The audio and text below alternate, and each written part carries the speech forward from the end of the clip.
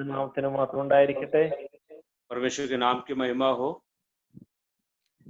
വീണ്ടും നമുക്ക് ഒരുമിച്ച് ദൈവത്തിന്റെ സന്നിധിയിൽ കൂടുവാൻ ദൈവം നൽകിയ കൃപയ്ക്കായി ദൈവത്തെ സ്തുതിക്കുന്നു. फिर से मैं परमेश्वर का धन्यवाद देता हूँ कि ऐसा एक अवसर हमारी जिंदगी में प्रभु ने फिर से दिया है. കൂടി വന്നിരിക്കുന്ന സകല ദൈവമക്കളെയും ക്രിസ്തുവിന്റെ നാമത്തിൽ വന്ദനം ചൊല്ലുന്നു. उपस्थित है सारे परमेश्वर के भक्तों के लिए परमेश्वर का धन्यवाद करता हूँ. ഹല്ലേലൂയ. ഞാൻ ഇപ്പോൾ ഓർപ്പിക്കുന്നത് പോലെ പ്രാർത്ഥനയോടെ ഇരിക്കണമെന്ന് അപേക്ഷിക്കുന്നു. ദൈവം നമ്മളോട് ഇടപെടണം, ദൈവം നമ്മളോട് സംസാരിക്കണം, ദൈവത്തിന്റെ ഉദ്ദേശം നമ്മുടെ ജീവിതത്തിൽ നിറവേറണം. അതിനുവേണ്ടി പ്രാർത്ഥനയോടുകൂടി ഇരിക്കണമെന്ന് അപേക്ഷിക്കുന്നു. जब हम परमेश्वर के सम्मुख ठहरते हैं, प्रार्थना के साथ ठहरे, प्रभु के वचन हमारे दिलों से बातें करेंगे. प्रभु हमें आज से कुछ नई बातें सिखाएं. നമ്മൾ കഴിഞ്ഞ ആഴ്ചക്കാലം പഠിച്ചുകൊണ്ടിരുന്നത് മത്തായിയുടെ സുവിശേഷം 15-ാം അധ്യായമാണല്ലോ.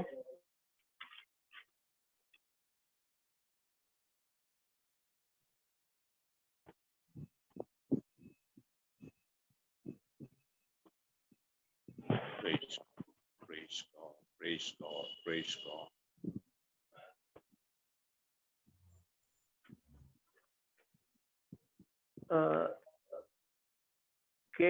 സൗണ്ടിന് എന്തെങ്കിലും പ്രശ്നമുണ്ടോ? എനിക്ക് കേൾക്കാം. സൗണ്ടിന് പ്രശ്നമില്ല. Okay, fine, thank you.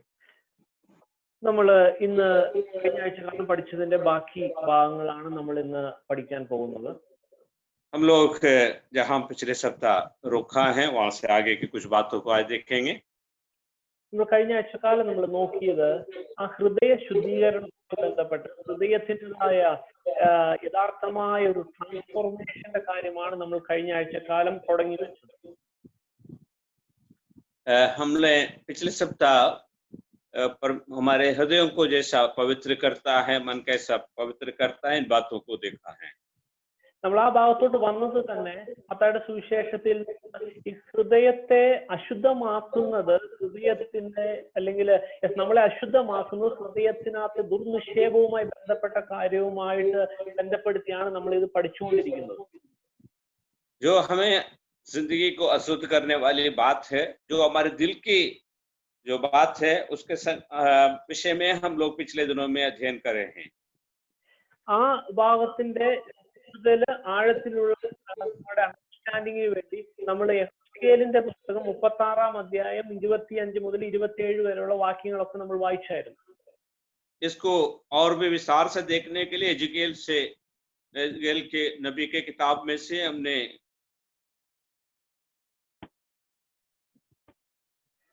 ആ ഭാഗങ്ങളിൽ നമ്മൾ പഠിച്ച കാര്യം എന്ന് പറഞ്ഞാൽ ആദ്യം ദൈവം നമ്മുടെ മേൽ നിർമ്മല ജലം തളിച്ച് നമ്മളെ ശുദ്ധീകരിക്കും.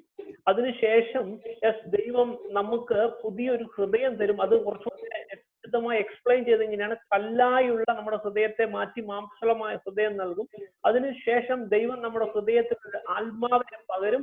ഇത്രയുമൊക്കെയാണെങ്കിൽ നമ്മൾക്ക് ദൈവത്തിന്റെ സന്നിധിയിൽ അവന്റെ ചട്ടങ്ങളിൽ നമുക്ക് നടക്കുവാൻ സാധിക്കും. हमने एजेकिएल नबी के किताब में से जब पढ़ा था 36वें अध्याय उसके 24 से लेकर के हमने देखा है, वहां पर लिखा है हमारे ऊपर में परमेश्वर की ओर से शुद्ध जल छिड़काया जाएगा और उसके बाद हमारे लिए परमेश्वर एक नया मन देगा, एक हमारे पत्थर सा हमारे हृदय निकाल कर मांस रूपी हृदय देगा. ये सारे चीज के अनुसार चलने पाएंगे. അതിന് പുതിയ നിയമത്തിന്റെ ആ ഒരു കാര്യങ്ങളിലെ പുതിയ നിയമത്തിന്റെ സപ്പോർട്ടീവായിട്ട് നമ്മൾ പഠിച്ച വേദവാക്യമാണ് വെളിപ്പാട് പുസ്തകം 21-ന്റെ 6-7 വാക്യങ്ങൾ. इसी संदर्भ में हमने नए नियम के किताब प्रकाशित वाक्य में से 21वें आयत से हमने कुछ पदों को पढ़ा था जो 6 और 7 पद हैं. അവിടെ നമ്മൾ രണ്ട് കാര്യങ്ങൾ കണ്ടു. നമുക്ക് ദാഹിക്കുന്ന ഏവനും ആ ജീവജലത്തിൽ നിന്ന് ധാരാളമായി സൗജന്യമായി കുടിക്കുവാൻ സാധിക്കും. പക്ഷെ ജയിക്കുന്ന ആൾക്കാണ് അത് അവകാശമായി കിട്ടുവാൻ പോകുന്നത്. और वहां पर हमने इस तरह से देखा था, जो भी चाहता है, जो भी प्यासा है, वो जीवन के जल में से पी सकता है जरूर, लेकिन जो जय पाएगा उसी को परमेश्वर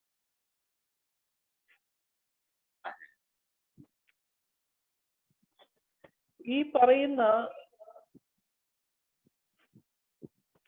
പറയുന്ന കാര്യങ്ങള് കുറച്ചുകൂടെ ആഴത്തില് ഈ ജീവജലത്തിന്റെ നീരുറവയുടെ കൂടുതൽ ഡീറ്റെയിൽഡ് ആയിട്ടുള്ള ഒരു എക്സ്പ്ലനേഷൻ ആണ് നമ്മൾ ഇന്ന് പഠിക്കുവാൻ പോകുന്നതും അതിനുശേഷം നമ്മൾ പഠിക്കുവാൻ പോകുന്നത് ആ ഒരു ജീവജലത്തിന്റെ ആ നീരുറവയിൽ നിന്ന് അല്ലെങ്കിൽ നിർമ്മലജലം തളിക്കുന്നതിൽ നിന്ന് ഹൃദയത്തിൻ്റെതായ ഒരു രൂപാന്തരം, അത് രണ്ടാണ് എന്ന് മനസ്സിലാക്കിയാണ് ഇന്ന് നമ്മൾ പഠിക്കുവാൻ പോകുന്നത്. आज हम इसी सिलसिले में और भी आगे के कुछ बातों को देखेंगे, जो जीवन के जल में से हम कैसे पीते हैं, हमें कैसा छिड़काव है, हमारे शुद्ध करना और पवित्र करना, ये दोनों बात कैसे अलग, एक दूसरे से कैसे अलग है, इन इत्यादि बातों को आज हम देख पाएंगे.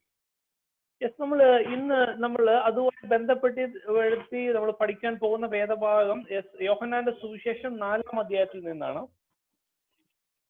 इसके सिलसिले में आज हम यूहन्ना सुसमाचार उसके 4th आयत में से कुछ बातों को देखेंगे. നമ്മള് ജീവജലത്തിനെ കുറിച്ച് യേശു ഏറ്റവും വ്യക്തമായും വളരെ സ്പഷ്ടമായും പറഞ്ഞിരിക്കുന്ന ഒരു ഭാഗമാണ് യോഹന്നാന്റെ സുവിശേഷം 4-ാം അധ്യായം. और ये जीवन के जल के बारे में यीशु मसीह बड़े स्पष्ट रूप से इस अध्याय में यूहन्ना 4 में बताए हैं. അവിടെ ശമരിയ സ്ത്രീയുമായിട്ടുള്ള യേശുവിന്റെ സംഭാഷണത്തിൽ നിന്നാണ് ആ ജീവജലത്തിന്റെ നീരുറവയുടെ വളരെ ആഴത്തിലുള്ള അല്ലെങ്കിൽ വളരെ അതിന്റെ ഏറ്റവും എസൻസ് നമുക്ക് കിട്ടുന്നത് ആ ഭാഗങ്ങളിൽ നിന്നാണ്. यहाँ पर जीवन जल के विषय में खास तौर से हमें पढ़ने को मिलता है जब वो यीशु सामरी स्त्री से वार्तालाप करने लगता है. നമുക്ക് അതിന്റെ 9-ഉം 10-ഉം വാക്യങ്ങളൊന്ന് വായിക്കാം. इस समय हम 4 उसके 9 और 10 पद पढ़ेंगे. उस सामरी स्त्री ने उससे कहा, तू यहूदी होकर मुझ सामरी स्त्री से पानी क्यों मांगता है, क्योंकि यहूदी सामरियों के साथ किसी प्रकार का व्यवहार नहीं रखते. यीशु ने उत्तर दिया, यदि तू परमेश्वर के वरदान को जानती और ये भी जानती कि वह कौन है जो तुझसे कहता है मुझे पानी पिला, तो तू उससे मांगती और वह तुझे जीवन का जल देता. ഹല്ലേലൂയ. ശമരിയ സ്ത്രീ അവനോട്, നീ യഹൂദൻ ആയിരിക്കെ ശമരിയക്കാരിയായ എന്നോട് കുടിക്കുവാൻ ചോദിക്കുന്നത് എങ്ങനെയെന്ന് പറഞ്ഞു. യഹൂദന്മാർക്കും ശമരിയക്കാർക്കും തമ്മിൽ സംബന്ധമില്ല. അതിൽ യേശു, നീ ദൈവത്തിന്റെ ദാനവും നിന്നോട് കുടിക്കുവാൻ ചോദിക്കുന്നവൻ ആരെന്നും അറിഞ്ഞുവെങ്കിൽ നീ അവനോട് ചോദിക്കുകയും അവൻ ജീവനുള്ള വെള്ളം നിനക്ക് തരികയും ചെയ്യുമായിരുന്നു എന്ന് ഉത്തരം പറഞ്ഞു.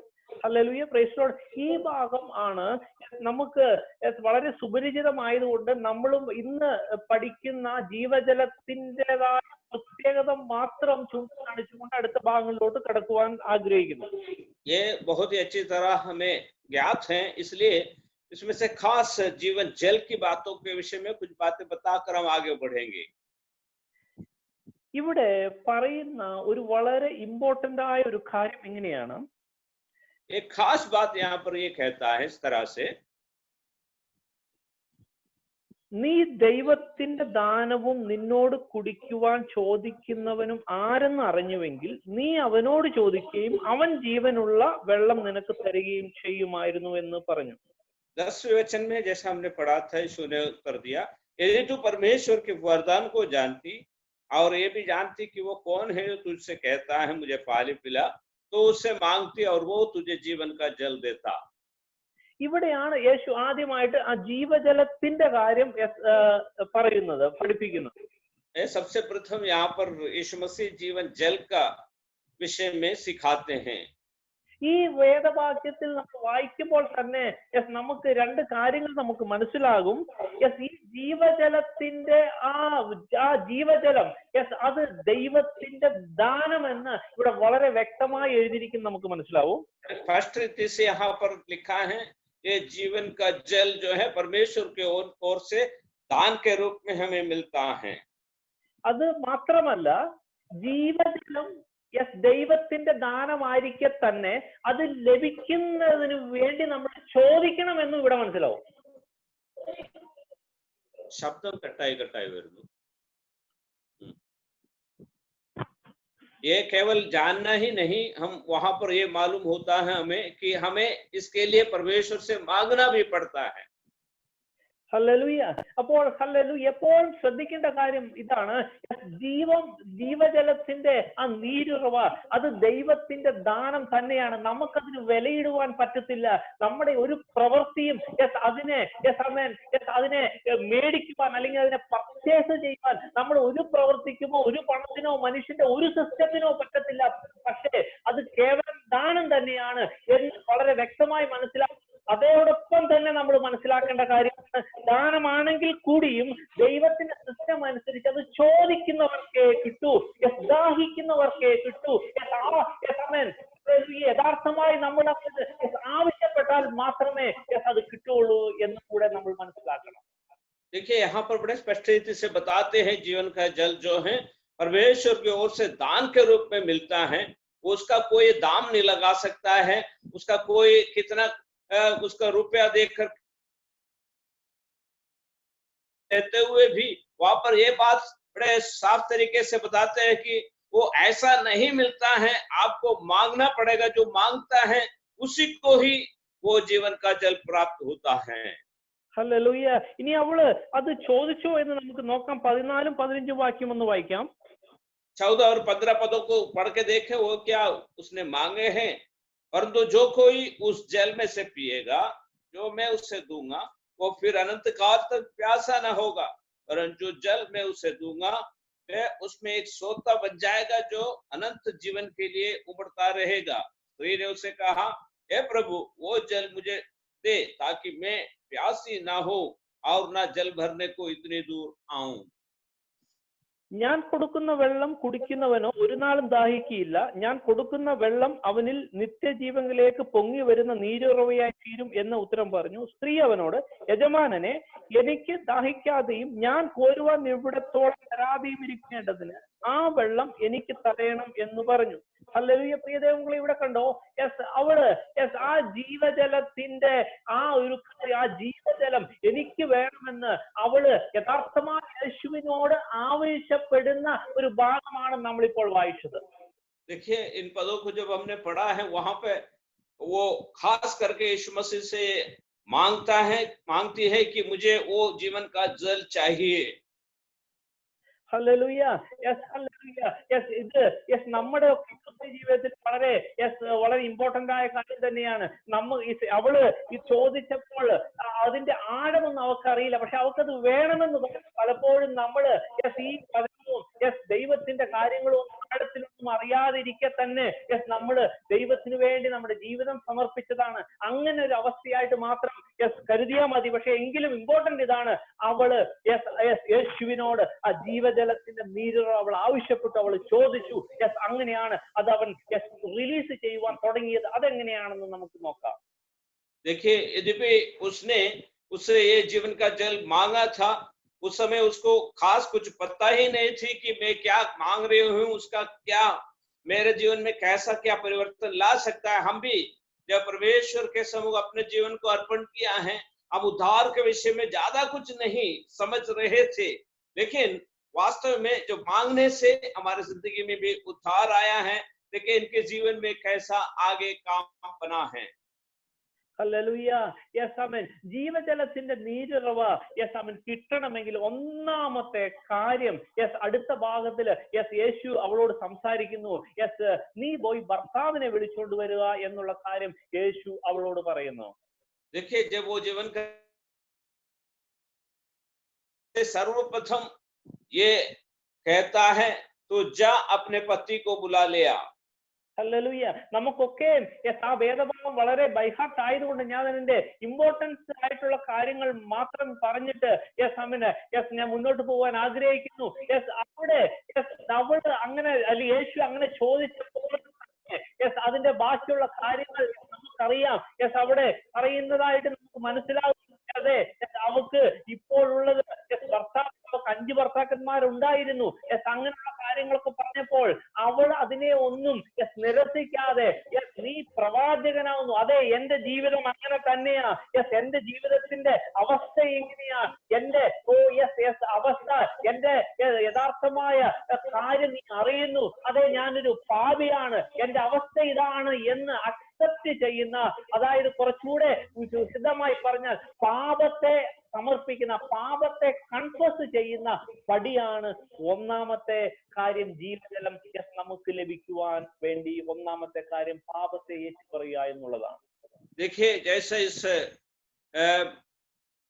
स्त्री के जिंदगी में जैसा यीशु मसीह ने अपने पति को बुला के ले आने के लिए कहा था, और आगे को बातों को हम अच्छी तरह जानते हैं, कहने लगती है कि अभी जो मेरे साथ रहती है वो तेरे साथ रहता है, वो तेरा पति नहीं है।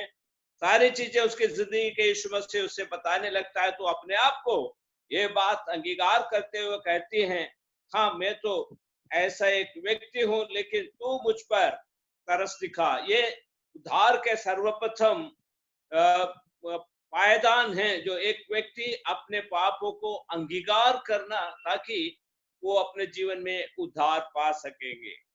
ഹല്ലേലൂയ. അതെ, ഒന്നാമത്തെ സ്റ്റെപ്പ് അതെ പാപം സമ്മതിക്കുന്ന അല്ലെങ്കിൽ പാപം ഏറ്റുപറയുന്ന അവസ്ഥ.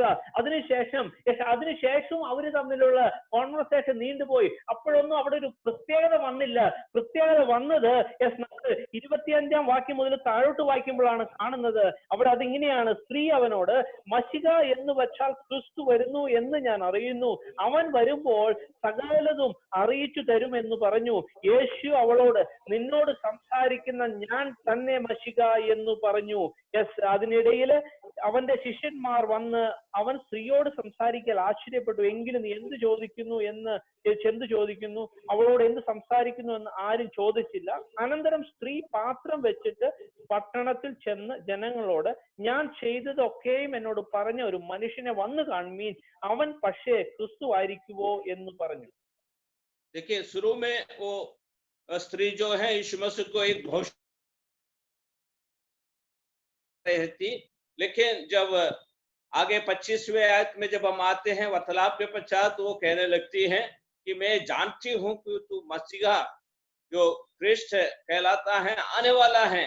तो उस पे यीशु मसीह जवाब देता है, हाँ मैं ही जो बोल रहा हूं वो ही हूं।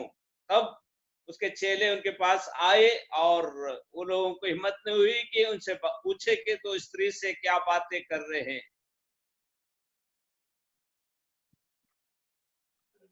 ഹല്ലേലൂയ. ഇവിടെ ഹല്ലേലൂയ യഥാർത്ഥമായ പാപക്ഷമ കഴിഞ്ഞതിന് ശേഷം നമ്മുടെ ഈ ജീവജലത്തിന്റെ ആ നീരുറവ ലഭിക്കണമെങ്കിൽ അടുത്ത പടിയായിട്ട് നമ്മൾ ചെയ്യേണ്ട കാര്യം ഇവിടെ എഴുതിയിരിക്കുന്നത് എങ്ങനെയാണ്? അതെ, യേശുവിനെ മശിക എന്ന്, യേശുവിനെ എന്റെ രക്ഷകനെന്ന്, യേശുവിനെ എന്റെ ഇടയനെന്ന്, യേശുവിനെ എന്റെ ദൈവം എന്ന്, എന്റെ ബോസ് എന്ന് അംഗീകരിക്കലാണ് അടുത്ത പടി. അങ്ങനെയെങ്കിൽ യഥാർത്ഥമായി ഹല്ലേലൂയ ജീവജലം നമുക്ക് ലഭിച്ചു. ഹല്ലേലൂയ. അതിന്റെ സന്തോഷമായിട്ടാണ് അവള് ഹല്ലേലൂയ പാത്രവും വെച്ചിട്ട് അവള് സുവിശേഷം അറിയിക്കാൻ പോയത്. ആ ഭാഗമാണ് നമ്മൾ ഇപ്പോൾ വായിച്ചത്. देखिए ये दूसरा पायदान है उद्धार का। अगर कोई व्यक्ति अपने पापों का अंगीकार करता है, उसके पश्चात उसे ये कहना पड़ता है कि प्रभु यीशु मसीह को अपने स्वामी या मालिक बोल करके अंगीकार करना है। वो स्त्री यहाँ पर ये बताते हैं, अपने गड़ा वहां पर छोड़ करके वो जाती हैं और गांव में जाके कहने लगती हैं, देखो मैंने शायद एक व्यक्ति को देखा है जिसने मेरे सारे बातों को मुझे बताए हैं, शायद वो मसीहा हैं। हमारे जिंदगी में भी प्रभु को उद्धार करता रूप ग्रहण करने के पश्चात उसे हमें अपने स्वामी ग्रहण करना जरूरी है। ഹല്ലേലൂയ. അതെ ദൈവമക്കളെ, ഹല്ലേലൂയ. നമ്മൾ അബദ്ധവശാൽ ഏതെങ്കിലും പാപം ചെയ്തിട്ടുണ്ടെങ്കിൽ നമ്മള് അതേ പാപം നമ്മൾ ഏറ്റുപറയും. ആ പാപം ഏറ്റുപറയുന്നത് കൂടാതെ നമ്മൾ പിന്നെയും യേശുവിനെ പിന്നെയും നമ്മുടെ ഉള്ളിലോട്ട് ക്ഷമിച്ചു വരുത്തും. ദൈവമേ ഞാൻ തെറ്റിപ്പോയി, ഞാൻ നിന്റെ ആലോചനയ്ക്ക് വിരുദ്ധമായി ചില കാര്യങ്ങൾ ചെയ്തു, നിന്റെ നിന്നെ യഥാർത്ഥമായി അനുസരിച്ചില്ല, ആത്മാവിനെ അനുസരിച്ചില്ല, എങ്കിലും നീ എന്നോട് ക്ഷമിക്കണമേ, വീണ്ടും അതേ ഹല്ലേലൂയ നീ എന്റെ ഹൃദയ വരണമേ, ഇനി ഞാൻ നിന്നെ അനുസരിച്ച് ജീവിച്ചുകൊള്ളാം എന്ന് പറയുന്ന ആ അവസ്ഥ തന്നെ ജീവജലത്തിന്റെ നീരുറവയിൽ നിന്ന് കുടിക്കുന്ന അവസ്ഥ, അത് തന്നെയാണ് ഇപ്പോൾ നമ്മൾ പഠിച്ചത്. देखिए जब हम उद्धार पाने के लिए कोशिश करते हैं, उसके पश्चात कभी कभी हमारे जीवन में भूल हो जाती है, तो वापस यीशु के पास जाकर के अपने पापों को मानते हैं और उससे मन फिराव के एक मन से है मुझे क्षमा कर, इस तरह से वापस यीशु के पास जाने का ये अवसर होता है। वो जीवन के जल में से फिर पीने का अनुभव हमारे जिंदगी में आता है। ഹല്ലേലൂയ. നമ്മൾ ഇത്രയും പഠിച്ചത് അല്ലെങ്കിൽ ഇത്ര ഈ ജീവജലത്തിന്റെ നീരുറവയിൽ നിന്ന് ഈ പാനം ചെയ്തത് ശരിക്കും പറഞ്ഞാല് എഹെസ്കേലിന്റെ പുസ്തകം 36-ാം അധ്യായത്തിലെ നമ്മൾ പഠിച്ച ആ ഭാഗവുമായി തട്ടിച്ചു നോക്കുമ്പോൾ 25-ാമത്തെ വാക്യം ഫുൾഫിൽ ചെയ്തേ ഉള്ളൂ. അതായത് 25-ാം വാക്യം ഇങ്ങനെയാണ്, എഹെസ്കേലിന്റെ 36-25 ഇങ്ങനെയാണ്: ഞാൻ നിങ്ങളുടെ മേൽ നിർമ്മല ജലം തളിക്കും, നിങ്ങൾ നിർമ്മലരായി തീരും, ഞാൻ നിങ്ങളുടെ സകല മലിനതകളെയും സകല വിഗ്രഹങ്ങളെയും നീക്കി നിങ്ങളെ നിർമ്മലീകരിക്കും. ഈ വാക്യം ഫുൾഫില്ലായി. പക്ഷെ 26 മുതൽ ബാക്കി 26, 27, 28 ആ ഭാഗമൊന്നും ആയിട്ടില്ല.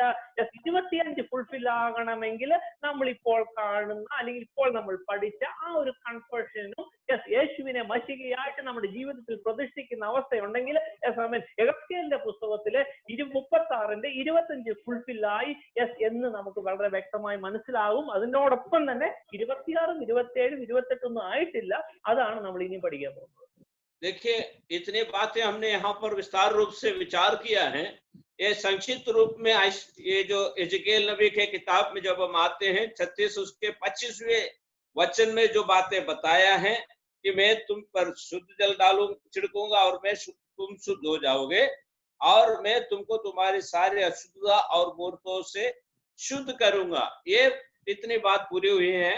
अब बाकी 26 और 27 पदों में जो बातें दिखाया गया है वो सब अभी बाकी बचा हुआ है। ഹല്ലേലൂയ. ഇനിയും ബാക്കിയുള്ള വേദഭാഗങ്ങൾ നമ്മൾ പഠിക്കുമ്പോൾ അതിന്റെ ഡീറ്റെയിൽസ് നമുക്ക് മനസ്സിലാകും. അതിനുവേണ്ടി നമുക്കൊരു വാക്യം വായിക്കും, നമുക്കെല്ലാം അറിയാവുന്ന ഒരു വാക്യം. 1 യോഹന്നാൻ 1:7 വായിക്കാം. विस्तार रूप से देखने के लिए 1 यूहन्ना 1 अध्याय उसके 7 पद को इस समय हम पढ़ेंगे। पर यदि जैसा वे ज्योति में है वैसे ही हम भी ज्योति में चले तो एक दूसरे से सहभागिता रखते हैं और उसके पुत्र यीशु का लहू हमें सब पापों से शुद्ध करता है। ഞാൻ വായിക്കുന്നു: അവൻ വെളിച്ചത്തിൽ ഇരിക്കുന്നത് പോലെ നാം വെളിച്ചത്തിൽ നടക്കുന്നുവെങ്കിൽ നമുക്ക് തമ്മിൽ കൂട്ടായ്മയുണ്ട്. അവന്റെ പുത്രനായ യേശുവിന്റെ രക്തം സകല പാപവും പോക്കി നമ്മെ ശുദ്ധീകരിക്കുന്നു. ഞാൻ അതിന്റെ ഇംഗ്ലീഷ് ഭാഗം, അവസാനത്തെ ഭാഗം മാത്രം ഒന്ന് ഇംഗ്ലീഷിലും വായിക്കാൻ ആഗ്രഹിക്കുന്നു. And the blood of Jesus his son cleanse us from all sin. Hallelujah. ഇവിടെ മലയാളത്തിൽ ശുദ്ധീകരണം എന്ന് അവൻ എഴുതിയിരിക്കുന്ന ആ വാക്യത്തിന്റെ യഥാർത്ഥമായ അർത്ഥം മൂലഭാഷയില് ക്ലെൻസിങ് എന്നുള്ള അർത്ഥത്തിലുള്ള വാക്കാണ് അവിടെ ഉപയോഗിച്ചിരിക്കുന്നത്. देखिए, इस 8 पद में वो शब्द शुद्ध करने का शब्द इस्तेमाल करता है कि वो हमारे साफ करने का अर्थ वहां पर आता है। ഹല്ലേലൂയ. കുറച്ചുകൂടെ വ്യക്തമായി പറഞ്ഞാല് സാങ്ക്ടിഫിക്കേഷൻ എന്നുള്ള അർത്ഥം അവിടെ ഇല്ല, പകരം ക്ലെൻസിങ് എന്നുള്ള അർത്ഥം മാത്രമേ ഉള്ളൂ. അതിന്റെ ഗ്രീക്ക് വാക്ക് ഇങ്ങനെയാണ്, കത്താരിസോ എന്നുള്ള വാക്കാണ് ഉപയോഗിച്ചിരിക്കുന്നത്. അതിന്റെ അർത്ഥം ക്ലെൻസിങ് എന്ന് മാത്രമാണ്. यूनानी शब्द में इस पद का केवल उतना ही अर्थ होता है किसी चीज को धोकर शुद्ध करने वाला अवस्था है। ഹല്ലേലൂയ. ഈ സാങ്ക്ടിഫിക്കേഷൻ എന്നുള്ള വാക്ക് അവൻ ഉപയോഗിച്ചിരിക്കുന്ന അതും നമുക്ക് എല്ലാവർക്കും വളരെ സുപരിചിതമായ ഒരു വാക്യം നമുക്ക് വായിക്കാം. അത് എബ്രായ ലേഖനം 12:14 വാക്യം വായിക്കാം. लेकिन पवित्रीकरण के विषय में अलग शब्द का इस्तेमाल प्रयोग किया गया है। इब्रानियों के पत्री में हम 12 उसके 4 में पढ़ के देखें। 14 पद 12 उसके 14, सबसे मेल मिलाप रखो और उस पवित्रता के खोजी हो जिसके बिना कोई प्रभु को कदापि ना देखेगा। എല്ലാവരുടെ സമാധാനം ആചരിച്ച് ശുദ്ധീകരണം പ്രാപിക്കാൻ ഉത്സാഹിപ്പീൻ, ശുദ്ധീകരണം കൂടാതെ ആരും കർത്താവിനെ കാണുകയില്ല. ഇവിടെ ഇംഗ്ലീഷിലും കൂടി ഞാൻ വായിക്കാൻ ആഗ്രഹിക്കുന്നു.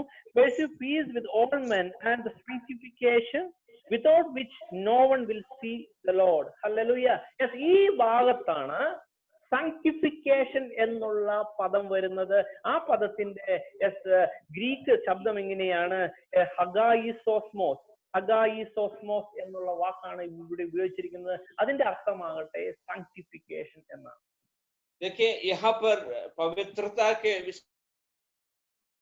विषय में जो शब्द यूनानी भाषा में इस्तेमाल किया गया है वो बिल्कुल अलग है, जिसका अर्थ जहां हमने पहले पढ़ा था शुद्ध करना, उससे कोई कई गुना उससे बढ़कर है, इसका अर्थ यहाँ पर इस्तेमाल किए हैं। ഹല്ലേലൂയ. ഇനി ഹല്ലേലൂയ, ഈ സാങ്ക്ടിഫിക്കേഷനും ക്ലെൻസിങ്ങും രണ്ട് തന്നെയാണ്, അത് ഒന്നല്ല. നമ്മള് മലയാളത്തിൽ രണ്ടും ശുദ്ധീകരണം എന്ന് എഴുതിയിരിക്കുന്നുവെങ്കിലും സാങ്ക്ടിഫിക്കേഷൻ വേറെ, ക്ലെൻസിങ് വേറെ. അമേൻ. അത് രണ്ടും നമ്മൾ മനസ്സിലാക്കുമ്പോൾ ആണ് യഥാർത്ഥമായി ആ എഹെസ്കേലിന്റെ 36:25 മുതൽ താഴോട്ടുള്ള വാക്യത്തിന്റെ ആഴവും ആമേൻ, അതുപോലെ വെളിപ്പാട് പുസ്തകം 21-ന്റെ 6-7 വാക്യങ്ങളുടെ ആഴമൊക്കെ നമുക്ക് യഥാർത്ഥമായി മനസ്സിലാകുന്നത്.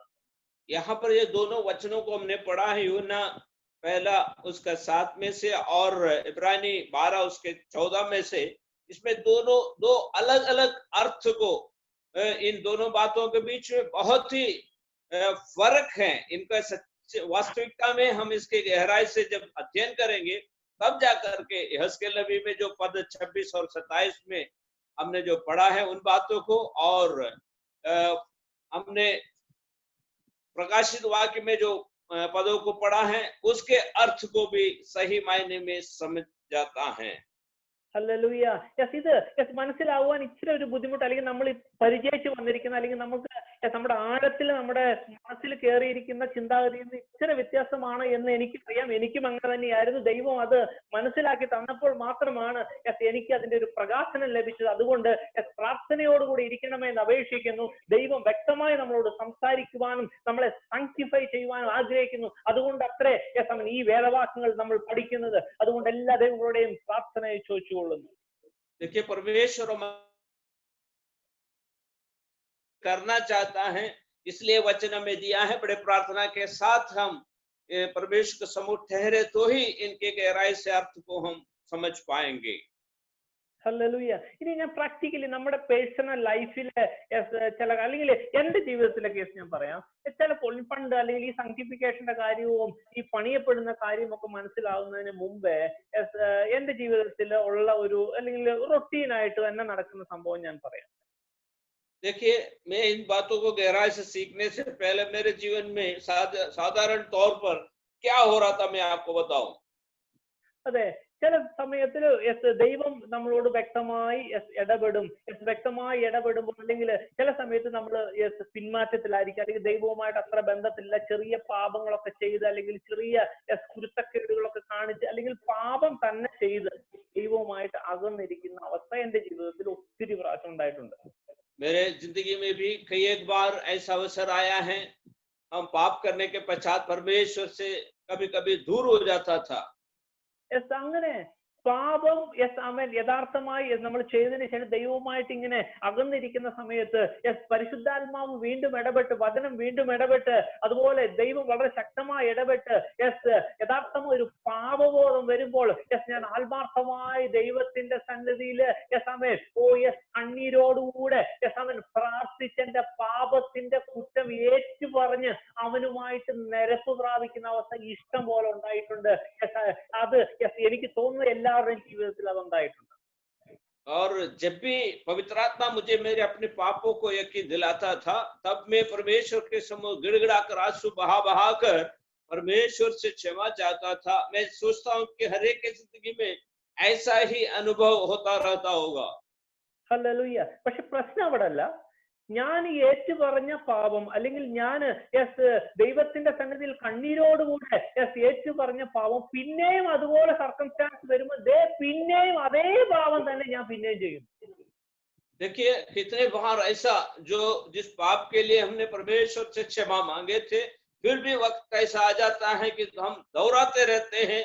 ऐसा कई एक बार जिंदगी में होता है।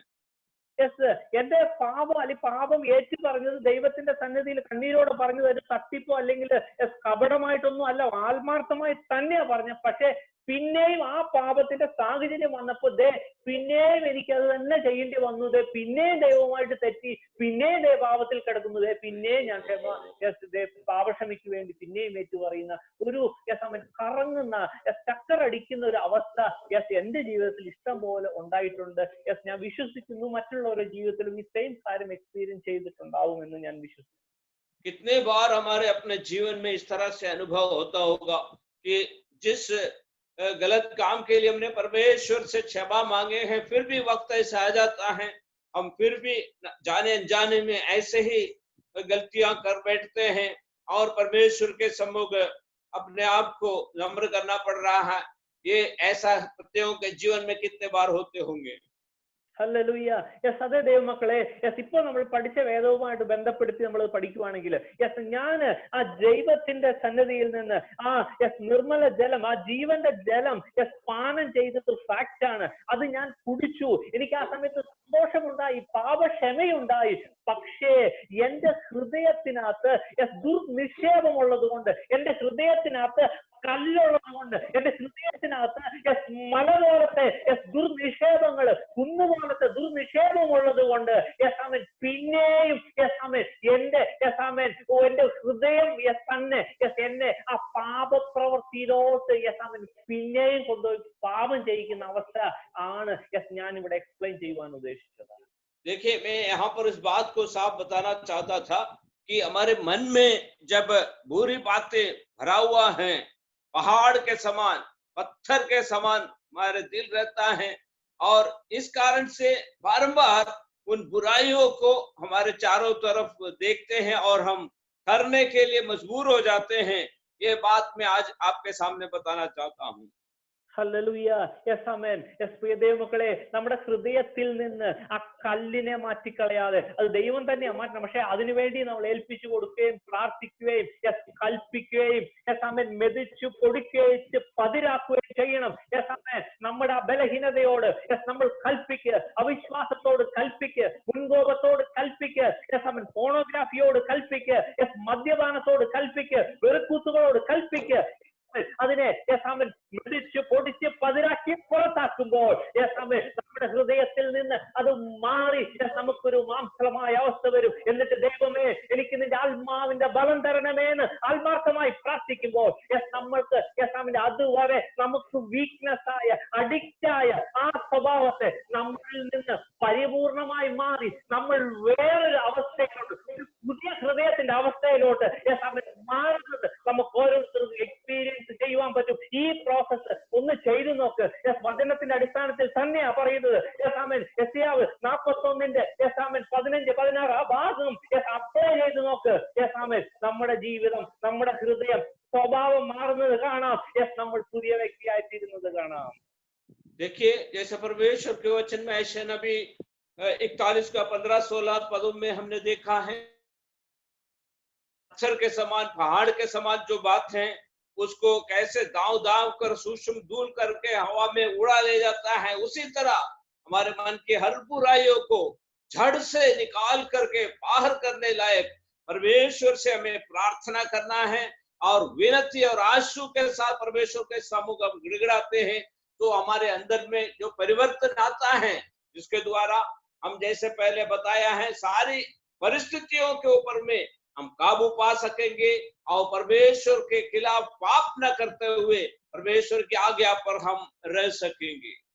ഹല്ലേലൂയ. ഇനി നമുക്ക് അപ്പോസ്തലനായ പൗലോസ് ഇതിനെ കുറിച്ച് എന്താ പഠിപ്പിച്ചതെന്നും കൂടെ നമുക്ക് ചിന്തിച്ചിട്ട് ഈ ഭാഗം നമുക്ക് ഇവിടെ അവസാനിപ്പിക്കാം.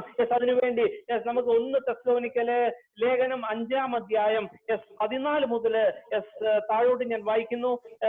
14 മുതൽ താഴോട്ട്. സഹോദരന്മാരെ, ഞങ്ങൾ നിങ്ങളെ പ്രബോധിപ്പിക്കുന്നത് ക്രമം കെട്ടവരെ ബുദ്ധി ഉപദേശിക്കുവിൻ, ഉൾക്കരുത്തില്ലാത്തവരെ ധൈര്യപ്പെടുത്തുവീൻ, ബലഹീനരെ താങ്ങുവീൻ, എല്ലാവരോടും ദീർഘക്ഷമ കാണിക്കുവീൻ, ആരും തിന്മയ്ക്ക് പകരം തിന്മ ചെയ്യാതിരിപ്പാൻ നോക്കുവിൻ, തമ്മിലും എല്ലാവരോടും എപ്പോഴും നന്മ ചെയ്തുകൊണ്ടിരിപ്പീൻ, എപ്പോഴും സന്തോഷിപ്പീൻ, ഇടവിടാതെ പ്രാർത്ഥിക്കുവീൻ, എല്ലാത്തിനും സ്തോത്രം ചെയ്യുവിൻ, ഇതല്ലോ നിങ്ങളെ കുറിച്ച് ക്രിസ്തുയേശുവിൽ ദൈവേഷ്ടം. ആത്മാവിനെ കെടുക്കരുത്, പ്രവചനം തുച്ഛീകരിക്കരുത്. ഇനി ഒന്ന് പ്രത്യേകം ശ്രദ്ധിച്ചോണേ. സകലവും ശോധന ചെയ്ത് നല്ലത് മുറുകെ പിടിപ്പീൻ, സകലവിധ ദോഷവും വിട്ടകലുവീൻ. സമാധാനത്തിന്റെ ദൈവം തന്നെ നിങ്ങളെ മുഴുവനും ശുദ്ധീകരിക്കുമാറാകട്ടെ. നിങ്ങളുടെ ആത്മാവും പ്രാണനും ദേഹവും അശേഷം നമ്മുടെ കർത്താവായ യേശുവിന്റെ പ്രത്യക്ഷതയിൽ അനിന്യമായി വെളിപ്പെടും വണ്ണം കാക്കപ്പെടുമാറാകട്ടെ. നിങ്ങളെ വിളിക്കുന്നവൻ വിശ്വസ്തനാകുന്നു, അവൻ അത് നിവർത്തിക്കും. आमीन. देखिए, संत पौलुस जब थिस्सलुनीकियों को आगे तक के पदों को इस सिलसिले में हम पढ़ के देखेंगे। संत पौलुस का क्या अभिप्राय है, वो क्या कहता है। इस तरह से लिखा है, हे भाइयों, हम तुम्हें समझाते हैं कि जो ठीक चाल नहीं चलते उनको समझाओ, कायरों को ढाढ़स दो, दुर्बलों को संभालो, सबकी ओर सहनशीलता दिखाओ, सावधान, कोई किसी से बुराई के बदले बुराई ना करे, पर सदा भलाई करने पर तत्पर रहो, आपस में और सबसे भी भलाई ही का चेष्टा करो, सदा आनंदित रहो, निरंतर प्रार्थना में लगे रहो, हर बात में धन्यवाद करो, क्योंकि तुम्हारे लिए मसीह यीशु में परमेश्वर की यही इच्छा है। आत्मा को ना बुझाओ, भविष्यवाणियों को ना तुच्छ जानो, सब बातों को परखो, जो अच्छी हैं उसे पकड़े रहो, सब प्रकार की बुराई से बचे रहो। शांति का परमेश्वर आप ही तुम्हें पूरी रीति से हमारे प्रभु यीशु मसीह के आने तक पूरे पूरे और निर्दोष सुरक्षित रहे। तुम्हारा बुलाने वाला सच्चा है और वो ऐसा ही करेगा। ഹല്ലേലൂയ. യെസ്, ഈ വേദഭാഗം നമ്മൾ തിരുവത്താഴത്തിന് ശേഷം വിശുദ്ധ ചുംബനത്തിന് മുമ്പായി നമ്മൾ സ്ഥിരം വായിക്കുന്നത് കൊണ്ട് നമുക്ക് എല്ലാവർക്കും വളരെ ഫെമിലിയർ ആണ്. അതുകൊണ്ട് തന്നെ യെസ്, അതിന് 21 മുതൽ ഉള്ള വാക്യങ്ങൾ മാത്രം നമുക്ക് ശ്രദ്ധിച്ചിട്ട് യെസ് അത് നമ്മളിപ്പോ പഠിക്കുന്ന കാര്യവുമായിട്ട് യെസ് അമ്മ ബന്ധിപ്പിച്ച് അത് തന്നെയാണ് ഇത് എഴുതിയിരിക്കുന്നതെന്ന് മനസ്സിലാക്കിയിട്ട് യെസ് ഞാൻ എന്റെ വാക്കിൽ നിന്ന് ഇരിക്കുവാൻ ആഗ്രഹിക്കുന്നു. ये बातें, ये वचन जो है हर बार हम प्रभु भोज के पश्चात पढ़ के सुनते हैं, इसलिए उसके 21 और 22 के पदों को पढ़ करके मैं अपनी बातों को यहाँ पर समाप्त करना चाहूंगा। ഹല്ലേലൂയ. യെസ്, ഇവിടെ 21 വാക്യം ഇങ്ങനെയാണ് എഴുതിയിരിക്കുന്നത്, സകലവും ശോധന ചെയ്ത് നല്ലത് മുറുകെ പിടിപ്പീൻ. ഹല്ലേലൂയ. सब बातों को परखो, जो अच्छी है उसे पकड़े रहो। ഹല്ലേലൂയ. നമ്മൾ മത്തായിയുടെ സുവിശേഷം 15-ാം അധ്യായത്തിൽ എന്താ പഠിച്ചത്? അതെ, ദുശ്ചിന്ത. അതുപോലെ നമ്മുടെ ഹൃദയത്തെ അശുദ്ധമാക്കുന്ന അതുപോലെ പല കാര്യങ്ങളുണ്ട്. നമ്മൾ ദുശ്ചിന്ത തന്നെ നമ്മൾക്ക് ഒന്ന് ജസ്റ്റ് ഒന്ന് ചിന്തിച്ചാല് അതെ നമ്മളൊരു ദുശ്ചിന്ത വന്നാല് നമ്മളത് ശോധന ചെയ്യണം. ആമേൻ, ഹല്ലേലൂയ. അതെ, അതിന്റെ സോഴ്സ് നമ്മുടെ ഹൃദയമാണ്. അതെ, ആ ചിന്ത വരാൻ എന്താ കാരണം ദൈവം? അതെ, എന്റെ ഹൃദയത്തിൽ ഇപ്പോഴും ആ ദുർനിക്ഷേപം കിടപ്പുണ്ടല്ലോ. അങ്ങനെ ദുശ്ചിന്ത വന്നാൽ, കോപം വന്നാൽ, വേണ്ടാത്ത പ്രവൃത്തി വന്നാൽ, വേണ്ടാത്ത കാര്യം സംസാരിച്ചാല് നമ്മൾ എന്ത് ദൈവത്തിന് ഹിതമല്ലാത്തത് ചെയ്താലും അതല്ല ഇപ്പൊ ഒരു പ്രാർത്ഥിച്ചിട്ട് നമുക്ക് വേണ്ട രീതിയിൽ വിശ്വാസം വന്നില്ലെങ്കിലും അങ്ങനെ സകല കാര്യവും പ്രിയ ദൈവമക്കളെ പൗലോസ് നമ്മളെ ഉപദേശിക്കുന്നു. അത് നമുക്ക് ശോധന ചെയ്ത് അത് ശോധന ചെയ്തിട്ട് അത് അഴുക്കാണെങ്കിൽ അതിനെ കളഞ്ഞിട്ട് നല്ലതാണെങ്കിൽ അതിനെ ചേർത്ത് പിടിച്ച് ഒരു അവസ്ഥയുണ്ടല്ലോ, അതാ തന്നെയാണ് പാറ്റിക്കളയുക എന്നുള്ള വാക്യത്തില് വാക്കുകൊണ്ട് ഹല്ലേലൂയ ആ യെശയ്യാവ് 41 ഉദ്ദേശിച്ചത്. देखिए, ऐसा नबी जैसा वचन में हमने वहां पढ़ा था, हवा में उड़ा ले जाता है, वो कैसा है? हमारे मन के अंदर में कोई भी बुरे विचार हो, कोई क्रोध हो, ईर्ष्या हो, कोई ऐसे बात हो जो परमेश्वर के वचन के खिलाफ में रहते हैं, हमारी पवित्रता के खिलाफ में रहते हैं, ये सारे बातों को हम यहाँ पर पढ़ते हैं। ऐसे हर एक बातों को हमें परखना है कि हमारे मन में ऐसी बात है या नहीं, ये आज के वचन हमें सिखाते हैं। ഹല്ലേലൂയ.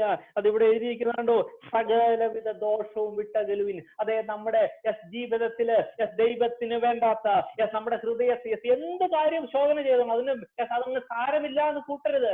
ഒരു തെറ്റായ അല്ലെങ്കിൽ ദൈവത്തിന് നിരക്കാത്തത് എന്തെങ്കിലും പൊങ്ങി അതിനെ അഡ്രസ് ചെയ്ത് അതിനെ മെതിച്ച് പൊടിച്ച് അതിന്റെ റൂട്ട് കോസ് ആകുന്ന നമ്മുടെ ഹൃദയത്തിലെ കല്ലും മലകളും അതിനെ മെതിച്ച് പൊടിച്ച് പതിരാക്കി പറ്റി പുറത്ത് കളഞ്ഞിട്ട് അത് വിടാവൂ.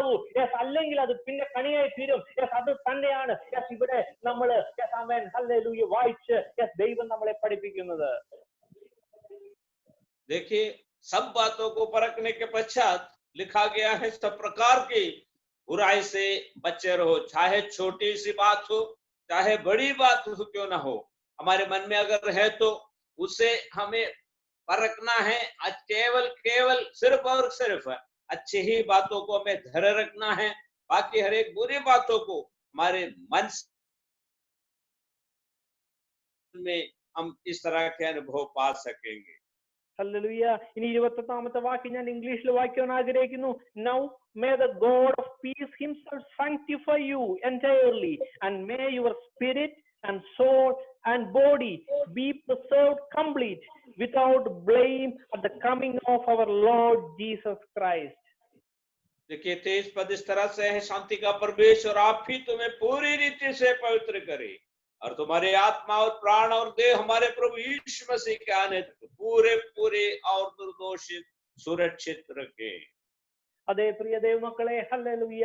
യെസ്, അവന്റെ പ്രത്യക്ഷതയെങ്കിൽ എന്തൊക്കെയാണ് അനിന്യമായി സാങ്ക്ടിഫൈ ആയിട്ടിരിക്കേണ്ടത് എന്നിവിടെ പൗലോസ് എഴുതിയിരിക്കുന്നത് എങ്ങനെയാണ്? യെസ്, അവന്റെ ആത്മാവും പ്രാണനും ദേഹവും യെസ് ആമേൻ അനിന്യമായി വെളിപ്പെടുവാറാകട്ടെ. എപ്പോഴാ? അവന്റെ പ്രത്യക്ഷതയെങ്കിൽ. അതെ, യേശുവിന്റെ പ്രത്യക്ഷതയെങ്കിൽ. ഹല്ലേലൂയ. യെസ്, നമ്മുടെ ഹൃദയം, അതെ, ആ ഹൃദയത്തിൽ വസിക്കുന്നത് ആത്മാവിന്റെ ബലം തന്നെയായിരിക്കണം. കല്ലൊക്കെ മാറിപ്പോയ ആത്മാവ് നിറഞ്ഞ അവന്റെ ചട്ടങ്ങളിലും വഴികളിലും നടക്കുന്ന ഒരു അവസ്ഥയുണ്ടല്ലോ. അങ്ങനെയാണെങ്കിൽ ഹല്ലേലൂയ, അതെ ഹല്ലേലൂയ, ഇത് ഹല്ലേലൂയ വളരെ ഇമ്പോർട്ടന്റ് ആ. യെസ്, എന്തൊക്കെയാണ്? യെസ്, നമ്മൾ ദേഹം ഒന്നും വിട്ടില്ല. ചിലവരൊക്കെ പഠിപ്പിക്കുന്നുണ്ട് ദേഹം നമ്മള് ദൈവമായിട്ടൊരു ബന്ധം മതി, അല്ലെങ്കിൽ ജസ്റ്റ് ഒന്ന് രക്ഷിക്കപ്പെട്ടാൽ മതി. ആ വക ചിന്താഗതികളൊക്കെ തകിടം മറിക്കുന്ന പഴയ സാമൻ കാര്യമാണ് നമ്മളിപ്പോൾ പഠിക്കുന്നത്. അതെ, അവന്റെ പ്രത്യക്ഷതയെങ്കിൽ അനിന്യമായി വെളിപ്പെടുന്നത് ആത്മാവും പ്രാണനും ദേഹവും അനിന്യമായി വെളിപ്പെട്ട് അവന്റെ പ്രത്യക്ഷതയെങ്കിൽ നമുക്ക് അവനെ കണ്ടുമുട്ടാമെന്ന് അവൻ ഈ സമയം ഞാൻ ഓർമ്മിപ്പിക്കുന്നു. ഹല്ലേലൂയ. जब परमेश्वर प्रकट होगा, हमें उनके साथ सामने खड़ा रहना है, परमेश्वर से मुलाकात करना है. उस समय क्या केवल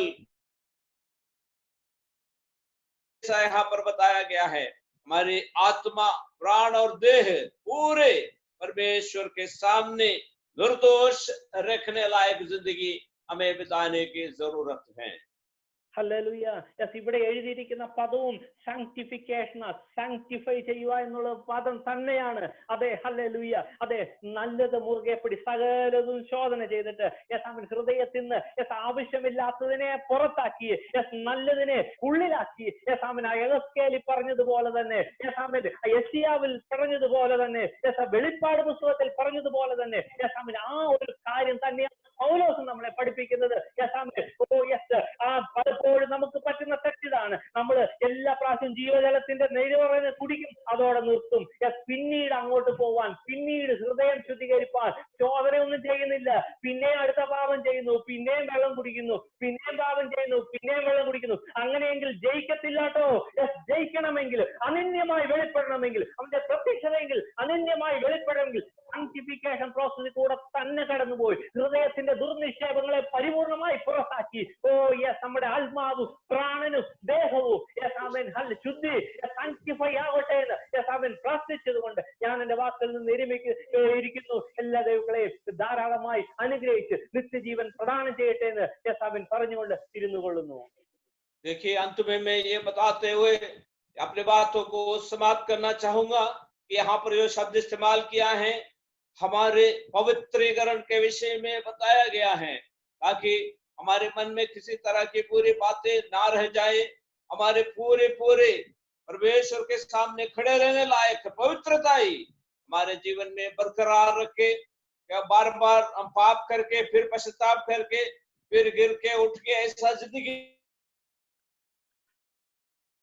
पूरी रीति से परमेश्वर की प्रभु यीशु मसीह के आगमन के लिए हमें अपने आप को तैयार रखें.